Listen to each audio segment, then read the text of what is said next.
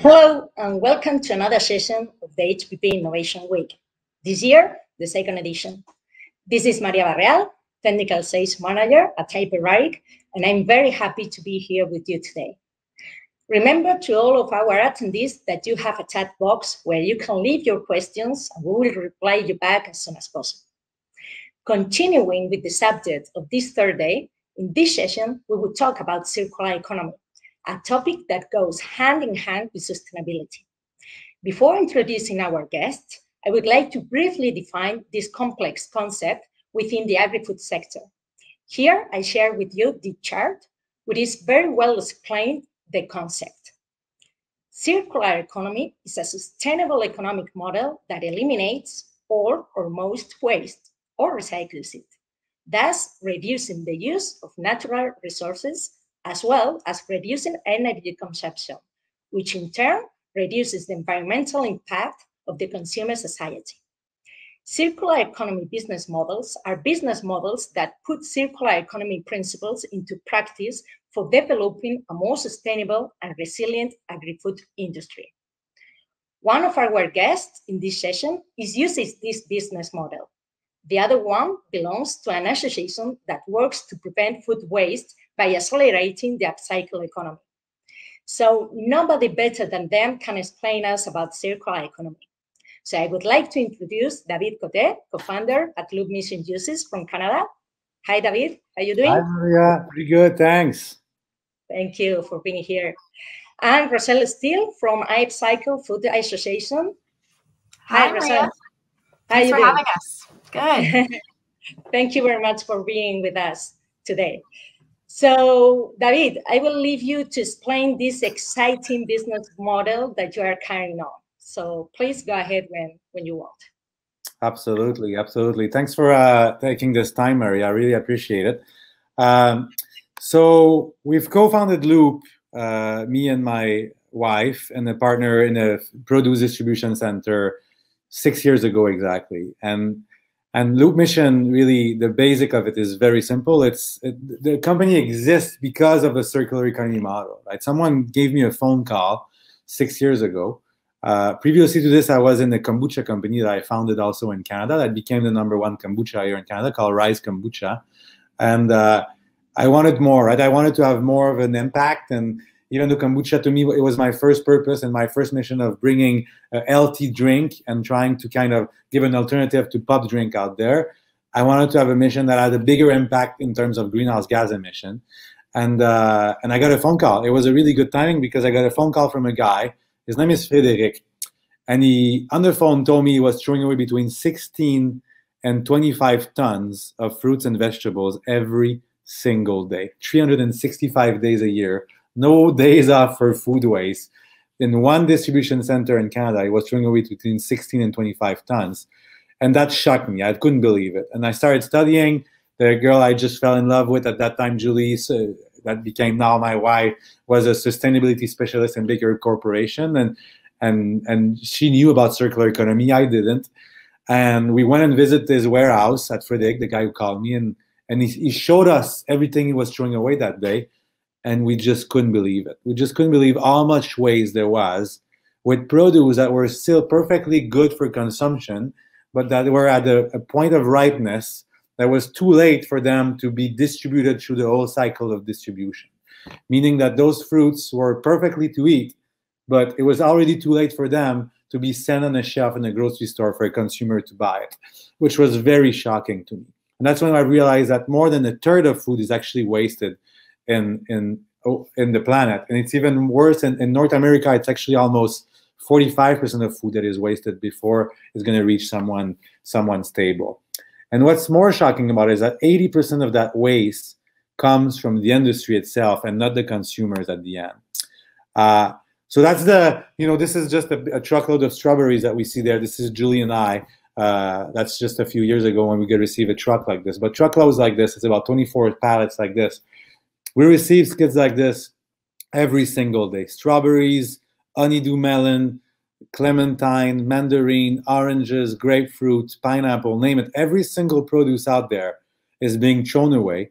And it's not even composted. It's sent directly to landfill for the simple reason that it comes already wrapped, right? And when the strawberry or destiny is to be in a grocery store, well, it comes in a clamshell. Grapes comes in a bag. Pears come in a box layered with plastic, all wrapped in little individual paper.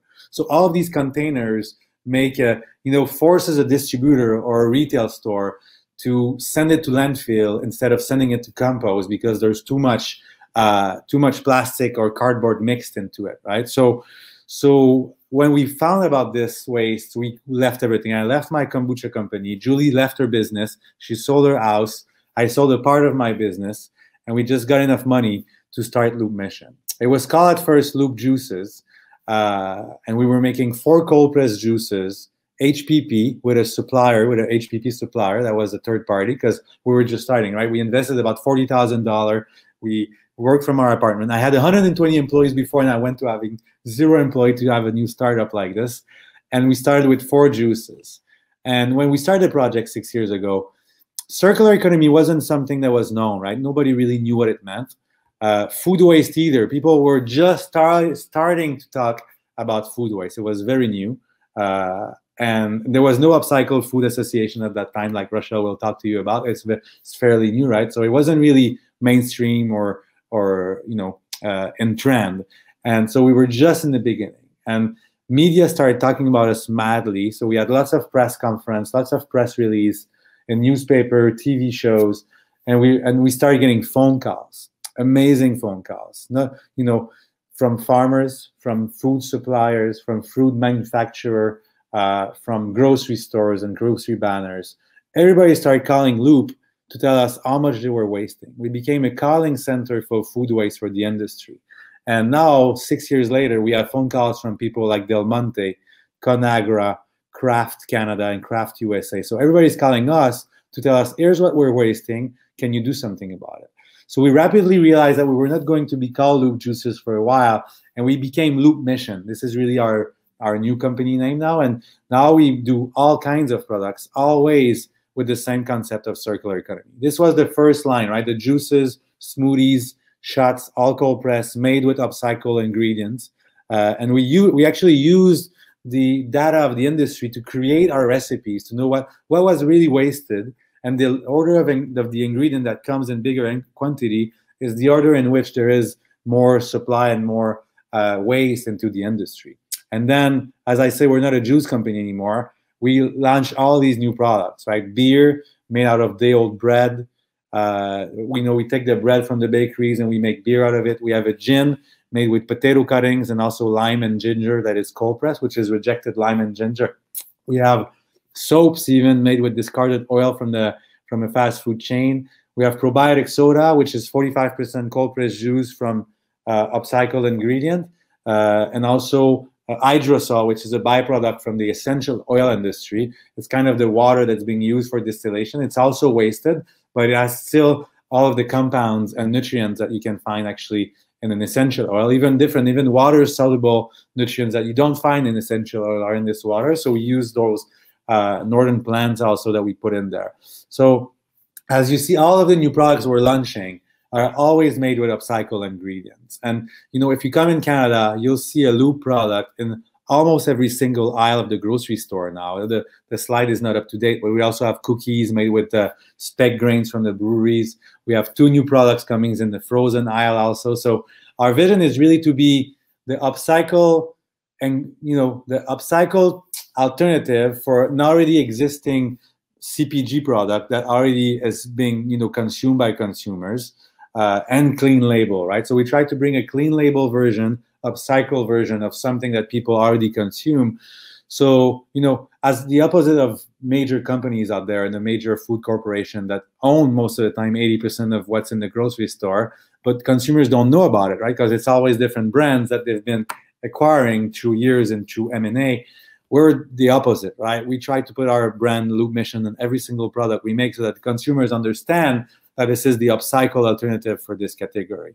So this is really the strength of our business. So if you go to the grocery store, you'll see those rainbows of colors in grocery stores that we started achieving about 3 years ago with beers, with sodas. So we're kind of taking more and more room in the grocery stores, making those big rainbows in the grocery store.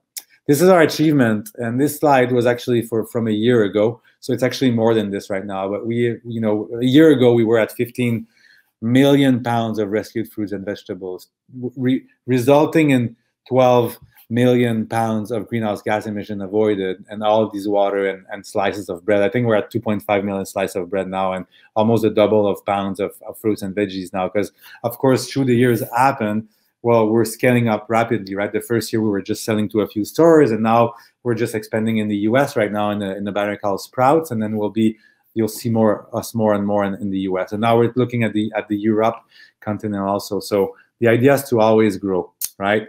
So that's what we do. And you know, the strength of HPP, because, you know, of course I'm going to circle this back to go back to the roots of this conference and talking about HPP and sustainability. You know, without HPP, we would not be able to achieve this product, right? Because, you know, what's really tricky with our business is that we sell a premium product, but for consumers, this premium product was made with upcycled ingredient that logically we pay less for, and it is the case, right? We pay a way lesser amount in terms of dollar per pound that we pay because it's upcycled ingredients that the banners or the distribution center don't have.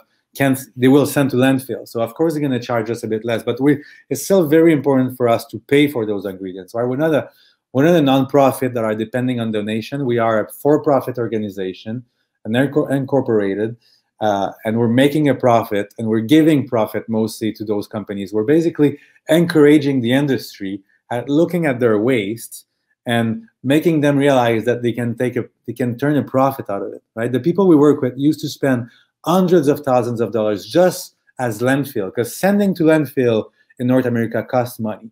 Not only it costs money, but the value of what they were wasting added big money. So it was a big loss for them. And now we're here, and we tell them we're going to buy these ingredients. We don't want you to just save the landfill and give it to us. We're going to buy it from you at a certain price per pound, so you're making money from it. And you know, we say circular economy. The word economy is very important there, because if we're a nonprofit, then we're always going to need, you know, donations. We always, you know, those industries will soon realize that there's a value in their waste, right? And that's our challenge. That's our goal. It's our deeper purpose.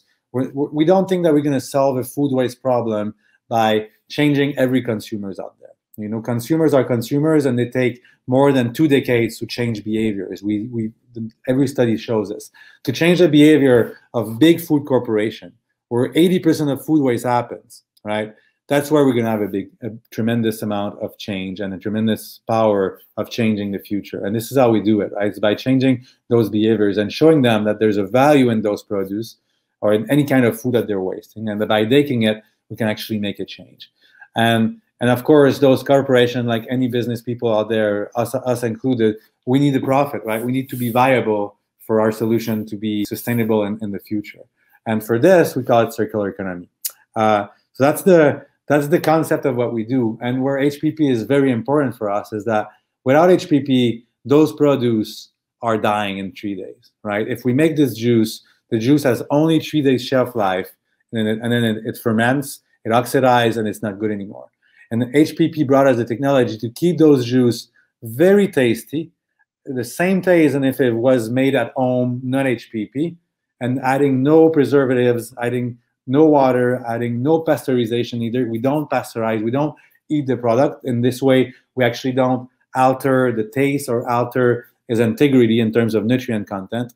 And we just put it in the HPP machine, and suddenly it has 80 to 100 day shelf life, even 120 for certain juice with a different pH, making, you know, sustainability possible, right? Making our project possible. Without HPP, we're not there. And the reason I say this is because if I was to pasteurize this juice, like any other companies most of the time do, we will be competing in a pasteurized juice shelf. And those shelves are owned by major corporations, and they have, you know, concentrated juice. They don't really do press the ingredients as is on the demand, and they do single blend ingredient. So it will have been impossible. When we did the market study about how to reduce all of this waste, we used cold press juice because it was the only market where we had a chance to make it, right? Because or else it was too much of a big player world where there was no way we could compete on the price. because of technology, because of volume, because of pasteurization. While cold pressed juice was a new upcoming thing, more niche a little bit, where there's a few players, but they're not absolutely huge. So there's a place for fighting on the shelf, right? And because of our competitive advantage of using upcycled ingredient, we have an advantage of price, but we mostly have an advantage of taste, because most of cold pressed juice company out there use fillers, apples, celery, cucumbers, ingredients that cost a bit less, and they can juice a lot of it, and then they add some ingredient. As opposed to us, where we take overstock of the industry, we have mandarin, we have honeydew melon, we have pomegranate, we have fennel, we have ingredients that normally cost way more, right? But we pay a smaller cut on it so that we can actually achieve really interesting blends and really a flavor profile are very interesting. And that's how we actually achieved going in the US, right? Because the US market was already more advanced and more ahead of us in the curve of the trend of cold pressed juices. But because of our blends that are very original, because of our model, we can actually afford to go there. So HPP gives us the possibility of extending a shelf life that we wouldn't be able to do before that. And now next level is that now we're using our pulp and our fiber into other ingredients. And now we're working on a pizza crust made with the fiber from our juicing, which is basically the byproduct from our own processing. And without HPP, this wouldn't work either, because the fiber or even the spec grain for the breweries that we take for cookies have to go through the HPP to stop the bacterial growth in it, because, raw ingredient that's been, destroyed and crushed and we take out the pulp is very highly fermentable, right? It's going to ferment really, really quickly. So we need to stabilize it really quickly, and HPP gives us the possibility of doing this. And until 5 months ago, before we moved in our new facility here, we were using an HPP tolling project on the South Shore. And it was very costly, of course, but without them, we wouldn't be here.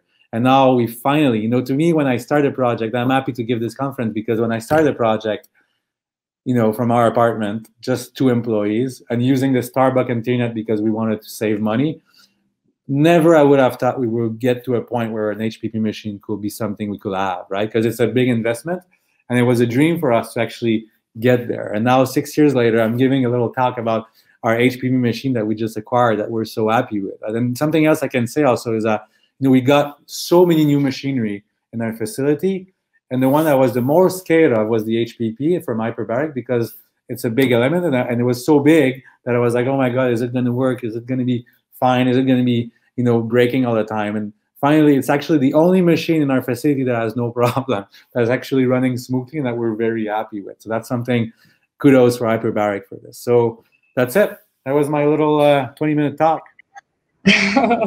Wow, David, amazing, really. It's been very enriching and motivating to know a company as Loop Mission. So, wow, thank you very much for your explanation and your presentation. Wow. Now it's Rochelle's turn. Rochelle, hi again. Hi again. Yes, so now is your turn, so go ahead with your presentation, please. Perfect. Sounds good. Awesome. Well, thank you again for having us here, and it was so great to hear David tell a little bit more about his story with Loop, and I'm excited to just be here speaking with you all about how we at Upcycled Food Association, as a trade association, are supporting the growth of the upcycled industry and supporting upcycled food companies such as Loop Mission, to really grow the circular economy of food in this industry in a sustainable and scalable way. So I wanted to start from the top and tell you all a little bit more about UFA, Upcycled Food Association, who we are, how we got started, and what role we play in this industry. So UFA is a nonprofit trade association, and our mission is to elevate food to its highest and best use, and to connect different actors across the food supply chain to incorporate upcycling solutions into their business models. And so we were founded just 2.5 years ago, so in late 2019, by upcycled food leaders in the space. So there were 10 founders of upcycled food companies that came together, and they said, we know the importance of this work. We know that upcycled food is a scalable solution to food waste, but we're busy building our own businesses and our brands and our products, and we don't have time to do the work that this industry needs at large when it comes to consumer education and, you know, working through supply chain and stakeholder education as well. And so they had this idea of creating this third-party organization, which ended up becoming the Upcycled Food Association, to grow the industry at large. And so we are a membership-based organization. And so we have a membership community of upcycled food businesses that we support, but we also do a lot of work for the industry at large. And so really, like I said, doing consumer education so that we make sure that when we have products on shelves, consumers know the impact of those products and they know what upcycled food is, but also just creating, you know, more awareness and education and understanding of where the industry and the market is at. So through different research, strategy, networking, and policy advocacy, we do all this work. And I'll go ahead and flip to the next slide here to give you a better look of kind of the different ways that we tackle things within our organization. So like I said, we are a membership organization. And so on the membership side of things, we have a community of over 220 member companies across 20 countries, including companies like Loop. And our members are primarily consumer-facing brands, but we also have manufacturers and ingredient suppliers, as well as other folks across the food industry that are a part of the network. And our companies that we work with really do range from startups to large multinationals and really everything in between. And we also have people that, you know, work adjacent, such as service providers and technology providers, researchers, and other just individuals that are passionate about the issue of food waste. And then another thing that we have, one of our programs, is our upcycled certification program. So from the beginning of UFA, something that we wanted to do was create a way for brands and companies that are doing the upcycled work to get credit and to show the impact of the work that we're doing. So one of the first projects we did was come together to create a certification standard for Upcycled Certified. And in May of 2021, we actually launched our certification program in the United States. Since then, we have expanded to Canada as well. And since launching the program, we have certified over 200 products and ingredients. And at this stage, the collective impact of all these products and ingredients that have been certified is the equivalent of about 820 million pounds of food waste being prevented. And this number is growing every day as we see more and more companies leaning into circularity. And this is just a quick look at some of the brands and companies that we work with as members of a part of the Upcycled Food Association. So you'll see some names here, of course, that you recognize, some household name brands, folks such as Loop are included in here, and really people across the supply chain. So it's not just about having the CPG brands and the finished good products involved, but really people across the supply chain from ingredient suppliers onward. So we work with a lot of good folks that are really committed to upcycling food.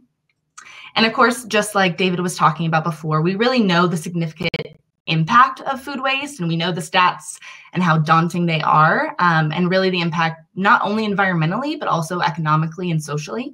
But at UFA, we really do believe that it is a solvable problem. And so here on the screen, what I'm sharing is the framework devised by ReFed, which is a national nonprofit organization here in the United States that is working to end food loss and waste. And so when they think about food waste, they've divided solutions and identified solutions into 7 key areas that you'll see outlined here. And where upcycling lands is under the maximize product utilization. So this means converting food byproducts that would otherwise not go to human consumption. So think fruit or vegetable pulps, rinds, spent grains, and turning those into new ingredients or edible food products through value-added processing. So upcycling essentially helps prevent whole food items, underutilized parts of foods and byproducts from being wasted, and seeing these waste streams as actual opportunities for innovation and to be included as inputs in new products. So just to give you a look at what we officially define upcycled food as, one of the first orders of business for the organization we were founded 2.5 years ago was to create a formal definition of upcycled food. One definition that, everybody could rally behind, because we knew folks were working in the industry all over the world, and they were kind of defining it in different ways. And so we wanted to have one clear definition. And so we brought together a group of experts from across the industry, including experts from Harvard Law School, ReFed, Drexel University, NRDC, WWF. And over the course of a few months, they worked to define upcycled foods as upcycled foods use ingredients that otherwise would have not gone to human consumption, and are procured and produced using verifiable supply chains and have a positive impact on the environment.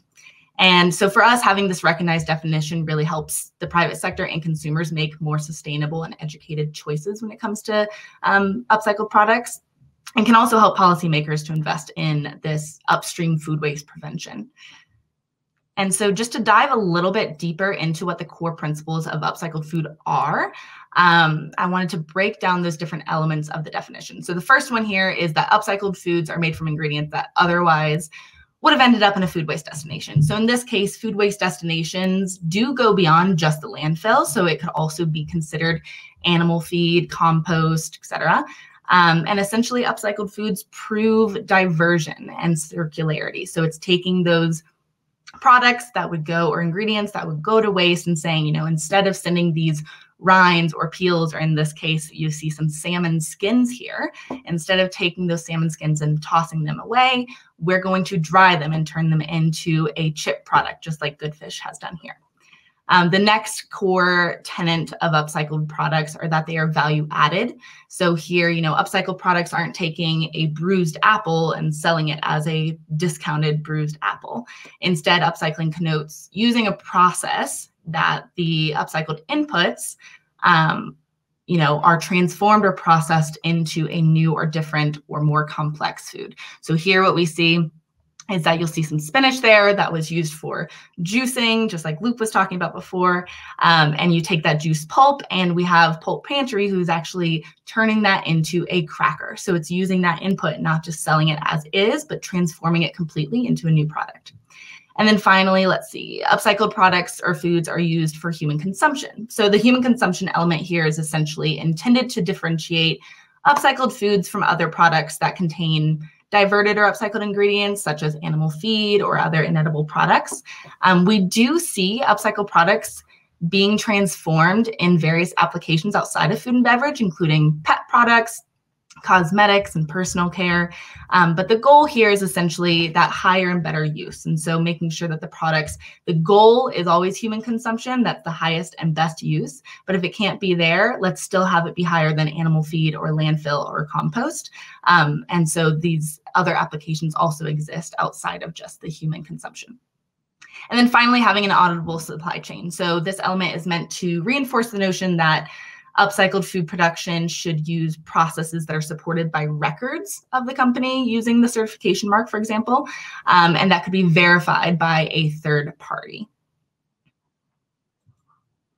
And so, as I mentioned before, one of the first things that we did was create the certification standard, which then led to the launch of our certification program. And so this is another core part of what we do as an organization and a core part of how we progress the industry forward.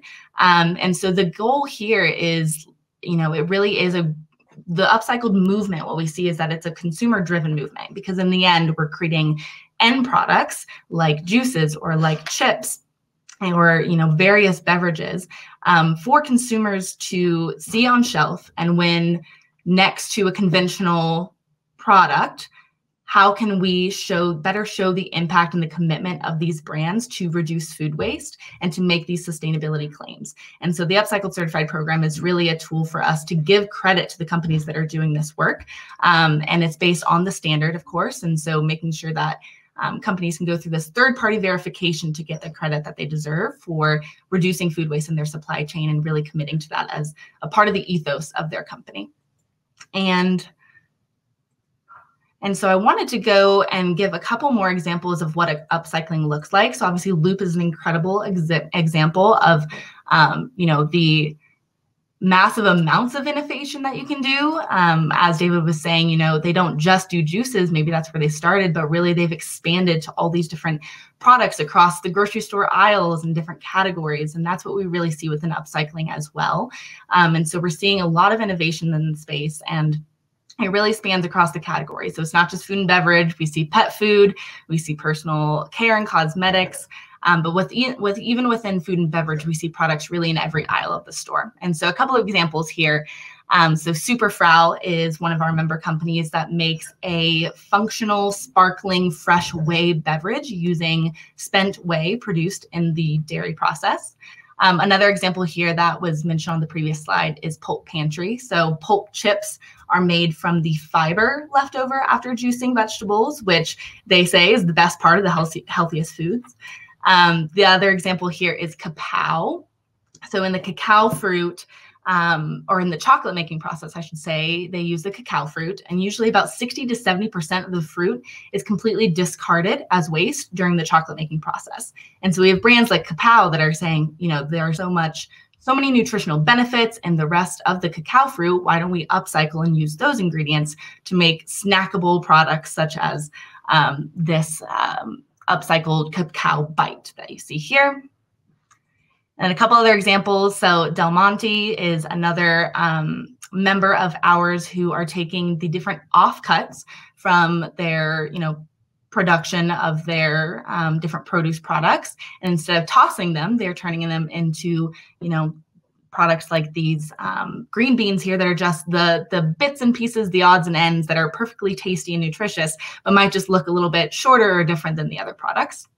Shameless Pets is someone in the pet side of things. So they are making upcycled pet treats and foods using misfit and surplus produce. And then I want to talk about the ingredient side of things as well, because we have people making end products, but we also have a lot of B2B ingredient suppliers. And so one of them is Evergrain, and they are making different functional ingredients using spent barley grain. So all this being said, I hope that anybody that's watching this presentation right now that is a brand maybe considering upcycling, that this really sparks some excitement and interest for you and just shows you really the range of opportunity that exists. And I really encourage anybody that's interested in upcycling to first take a look at your own supply chain and see what waste streams are currently occurring and think about what other opportunity could be there. Or even I encourage you to look into finding an upcycled ingredient supplier to partner with. There's so many opportunities, as you see here, across the categories. And so there's bound to be someone that you could, partner with, whether it be within your own supply chain or somebody that's already doing the work. Now, of course, one of the reasons we're here is to talk about how does HPP technology align with the circular economy of food and with upcycled food. And so, when I was thinking about this a little bit more, it really does seem to be perfectly aligned, the technology, with the novel processing and innovation that we're already seeing in the space that upcycled products or brands are using. And so, first and foremost, I think it's a direct alignment with the brand ethos. So companies working in upcycled food industry have reducing food waste at the very core of what they do as a business, and are, oftentimes using upcycled food as a tool to achieve lofty ESG goals as a company too. And I think a core benefit of HPP technology is to extend shelf life, just like David was talking about before. And that's directly aligned with the goals of these companies, because they create these products by sourcing ingredients that otherwise would have gone to waste. But the goal to reduce food waste really doesn't stop there, right? The product formulation is just part of it, but the goal of shelf life extension is important as well. And it can definitely be achieved through using the HPP novel technology. The second thing too, what I think is really important is maintaining nutritional value and composition. Something that I've found with the brands in the upcycled food space is that the nutritional benefits of the upcycled ingredient inputs is often much higher than their conventional counterparts. So we see people that are upcycling obviously for environmental reasons, but a lot of the time the leaves that are being scrapped, or the seeds, or the flesh, or the pulp, or the fiber is often so nutritious, and that's one of the core values of these brands and the things that they want to communicate to their consumers. And so because of this, the last thing that these brands want to do after finding these ingredients and incorporating it into their product formulation is to lose any of that during processing. And I know that HPP technology is really great at maintaining that nutritional value and composition. And so I think that's directly aligned with the work that the brands are, doing their product development. Finally, of course, addressing food safety concerns is obviously a hot topic when it comes to upcycling. When people first, especially consumers, hear about upcycled food and how people are sourcing it, they have concerns around food safety. Of course, these products, as we know in the industry, still have to pass all the food safety regulations, just like any other product. But having this peace of mind of knowing how HPP technology, addresses food safety is definitely great for brands to keep in mind when they're considering how to process their products. And then finally, upcycled food ingredients, as I mentioned before, are really used in a wide variety of applications, from food and beverage to pet food. But within food and beverage, we really see products across categories, but the beverage category specifically is really highly saturated. And I know that's a key area that, or application area that HPP technology can be used for. And so I think there's some really great alignment just within the applications that we're seeing upcycled products in, as well as where the focus of HPP technology is. And so finally with that, we're seeing upcycled foods more and more be, it is within the industry, we're seeing the buzz and we're seeing the commitment of companies across the board that are really interested in being a part of this movement. And I know this makes it sound trendy and like it's a fad, but really it is here to stay. And we're excited to see the day when upcycled food truly is just the status quo. And it's expected of companies to take a look at their own waste streams and their impact and incorporate upcycled ingredients into what they do. So with that, we are really excited to be working in the space along incredible companies like Loop and David, and definitely are here to answer any questions that anybody might have. If you're interested in getting involved with upcycled food, please do reach out, and we'd be happy to kind of support you on that upcycled food journey. So thanks for having us here today. And yeah, I'll hand it back to you. Well, thank you so much for your presentation. It's been so interesting to know an association like UFA, and I'm sure more companies are coming to you in the very near future. In fact, you were telling us some of the companies that are using HPP technology, as Del Monte or for sure Loop Mission, but can you tell us other names that are using this business model? Yeah, I know Loop, obviously, Del Monte, and I know we have another brand, Happy Moose Juice, that I'm familiar with that I believe works with HPP technology. Unfortunately, I'm sure within our network of 220 companies, there are many more that I just don't even know about that are using it. But like I said, we have so many brands working in especially beverage applications and the other applications that HPP is so great for. And so I wouldn't be surprised to know that there are many other UFA member companies that are using your technology. Okay, thank you. Well, we'll see. So guys, I would like you to ask some questions. So David is coming back to us. So, well, we've been talking about HPP technology, but how do you think HPP can contribute to a business model based on circular economy? Well, it's kind of, like I was previously saying, if you have an HPP machine, you're prolonging the life of a food, right? And food waste is all about life of food and its shelf life. It's all about it, right? Its shelf life is the killer and the worst enemy for the food waste fighters such as I am, right? And it's often, the details are in the evil, as we say in French, and it's often not what we think, right? Normally what we see, and we have a rapid judgment on food waste and containers and everything, and then when you dig in, you always find out that something that you thought was bad is actually good. Like if we take the cucumbers, for example, it's an example that we use often. The English cucumbers are in a plastic wrapper, Most of people, hippies just like me are like, oh, this is so bad for the environment. Why do we have to wrap those poor cucumbers, leave the plastic away? But if, studies show that if you don't put this plastic wrapper on the cucumbers, they have half of the shelf life that they actually have when they have it.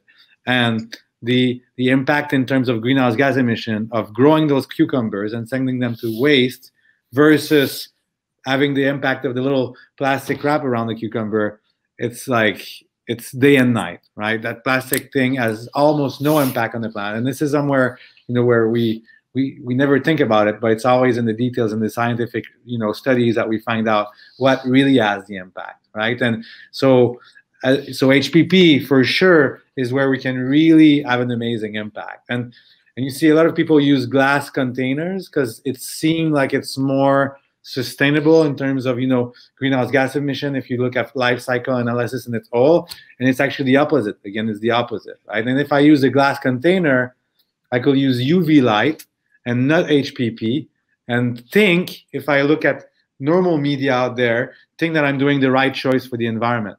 But if you start digging and you start looking at really life cycle analysis, you find out that PET #1, which is a plastic that most of beverage companies use, is actually the least damageable for the environment in terms of life cycle analysis. In life cycle analysis, look at the greenhouse gas emission and most of the wastes and harm on the environment that a product has from its creation all the way to its end of life, right? And if you look at glass and aluminum, aluminum comes second if it's reused and recycled, and PET comes first if it's, of course, recycled in the recycling bin. And it always comes down to money, right? What's funny is that the PET #1 has the highest value in the market, right? That's where, that's what people are really ready to pay high amounts to be able to get and melt and do something else out of it, as glass is the least, right? So glass in Canada, everybody puts it in the recycling bin, but only 11% of it is actually recycled, and 89% of it is sent to landfill. So it's all things like this that we don't know, right? It's all about shelf life. So HPP gives us the opportunity to, first of all, use a PET #1, which is the best environmental impact container, and then prolong the life of our ingredients of 80 days, right? And we're doing it on juice, but you can do it on hummus, you can do it on meat, you can do it on so many things, right? And meat, when meat goes to waste, has the worst environmental impact, because we know that making meat is so labor intensive and so much greenhouse gas intensive that we don't want to waste it, right? So HPP has this, amazing aspect of prolonging shelf life. That's its goal. So rapidly, using HPP equals saving food waste, right? That it goes hand in hand. So it's very clear to me that the answer is really obvious. Yeah, exactly. And I know when you asked that, my first thought went back to that slide that I shared with the refed sort of map of solutions when it comes to food waste. And I know at UFA, we're pretty hyper-focused on upcycled food, right? The circular economy of food. But we recognize that we aren't the only solution to this. In fact, you need partnership across those various solutions to make true impact. And one of the ones there, under maximized product utilization outside of just upcycling, is shelf life extension. And so if you're creating these products, and you're innovating and you're using these upcycled ingredients and you're closing the loop, that's all fine and dandy. But if your product, like you were saying, David, is going to, go bad in a matter of days because you have the lack of shelf life extension and the technology that HPP presents, then not what's the point necessarily, but also you need all those things together to make a true impact. So you make this incredible product using upcycled ingredients. So let's make sure we're prolonging its shelf life so that people can enjoy it for longer, it can stay on the shelf for longer. And so it all really feeds in together, and you need to tap into all of those different solutions, I think, to make a true impact. And I think another thing that comes to mind with, how I kind of see the alignment with HPP and the work that we're seeing upcycled food companies do is that a big component of the upcycled food industry is the use of innovative technologies and novel processing of ingredients in, a different and more innovative way than has been done before. And so HPP is doing exactly that. And so I think having more upcycled food companies partner with HPP and use HPP technology, to me, is a no-brainer to really contribute to, you know, a more scalable circular economy of food, essentially. Well, they are both very positive answers to HPP. So I do really think also that their HPP technology is a very useful tool for circular economy in the agribusiness sector. So yeah, I'm agreed with you. Well, I have another question. How do you forecast the circular economy within the agri-food sector in the next few years? It's a good question. You know, something that I think about when it comes to the circular economy, I know, you know, it's not necessarily, upcycling food isn't necessarily new. If you think about our mothers and our grandmothers and our great-grandmothers, they've been finding ways to reduce food waste into new foods for generations. And companies have even been, you know, doing this. You think of baby carrots and hot dogs and how they came to be. It was because of seeing a food waste issue and trying to innovate to create something new. But what I see the upcycled food movement and where we're at today is that we're sort of rebranding it for the 21st century consumer and scaling it beyond just households and to consumer products across a grocery store. And as an organization at UFA, as we continue to do our work, what I really expect in the next few years when you think about the circular economy within agri-food sector is that I really expect upcycling food to become the status quo. And like I was mentioning before, we're seeing the buzz around upcycled food grow every single day. And we're seeing more companies really across the board explore upcycled food solutions within their, you know, brand and their portfolio. And I think what's interesting is that sustainable food movements are oftentimes driven by startups in the early days. And I mean, we're still an early stage organization in a sense. We're only 2.5 years old. And so this is what we've seen within the movement too, is we have a lot of startups and emerging brands that are really leading the charge and creating a whole brand ethos around upcycled food. But what I think we're going to see, if we flash forward a few years, is that we're going to start seeing more household name brands that you grew up eating and loving with more upcycled products on the shelf. And, you know, one of our roles at UFA is to create a more habitable environment for upcycled food businesses to grow and thrive and to have the tools that they need to scale and succeed as businesses. And so for us, as we continue to connect ingredient suppliers to brands, bring more capital to the upcycled food industry, you know, educating stakeholders and consumers on what upcycled food is, I think we're going to see the growth of this industry just exponentially grow. And like I said, I think one of our main goals that we talk about a lot is I want to walk into the grocery store of the future where in every single aisle I can find an upcycled product, whether it be in cosmetics and personal care, my pets products, my toothpaste, you know, my favorite snack food. And, you know, within 2.5 years, we've seen such tremendous growth within our organization and the brands that we work with that I have no doubt that flash forward 3 to 5 years and you're going to see it really accepted and used by brands across the board. Not to say there isn't a lot of work to be done to get to that point. And that's one of the reasons that we exist as an organization. There's a lot of consumer specific education that has to happen and, you know, stakeholder buy-in. But, you know, if we continue doing the work that we're doing and working with the brands that we're working with, I think it's definitely going to happen. And we really believe that rising tides raise all ships. And so our voice alone as an organization won't get us far, but as we continue to grow our upcycled food economy and have more companies commit to upcycling and telling the upcycled food story, I think that's when we're going to see the success of this, you know, flash forward 5 years.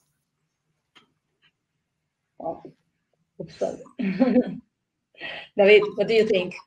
Well, Rachel really narrowed it down very clearly and in a good way. I really agree with her. I think in a way it's an obvious, right? It's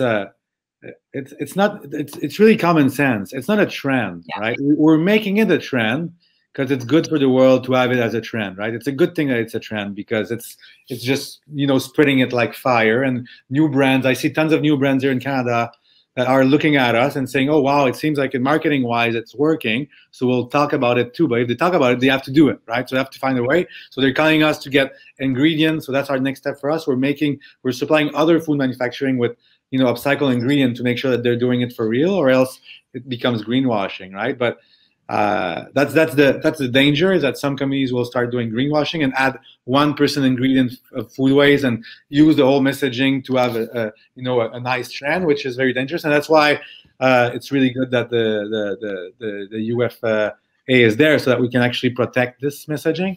But it's a common sense. It's just common sense, as opposite of a trend like keto or veganism or all of those food trends that we've seen in the last 25 years. This is not just a trend. It's just common sense. It just makes sense to, and it makes sense financially too, right? It makes sense to just stop throwing money by the window and sell it to someone that can reuse it, so that we don't send it to landfill. It's just pure common sense, right? So there's nothing totally crazy about it. Consumers just have to understand what it means. But you know, in 10 years from now, it's going to be a given. It's going to be an obvious. It's not going to be like, oh wow, they're upcycling carrots. No, it's really simple. You know, 5 years ago when we started Lunch and we started growing really fast in Canada, people were like, oh, inviting me to conference saying, oh, wow, you're a genius. And I was like, I'm really not genius. Like, if we put a Native American and we make him flash forward 400 years from now, from 400 years ago, and he sees how much we're wasting our food, he will be like, what are you guys doing? You're so insane, you know? It's a bit like if we're, you know, as a society, what we do today is that we go shopping, we buy our grocery, that's expensive, and before getting out of the grocery store, we throw half of it in the garbage. This is what we do as a society right now. So of course, it seems like insane. So doing upcycled, you know, a company is just common sense for me. Yeah, well, definitely you are right, but David, I have to tell you that not so many companies do like Loop Mission, you know. So, well, we hope. Now Rochelle shows me lots. Now I'm like, oh, should I have to go in the US fast because it's happening already. Definitely.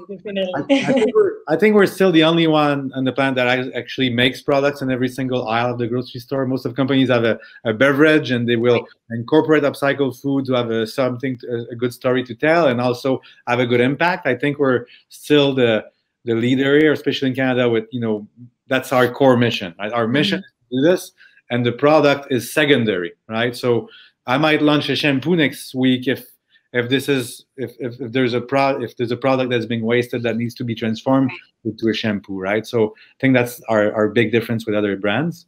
But anyway, yeah.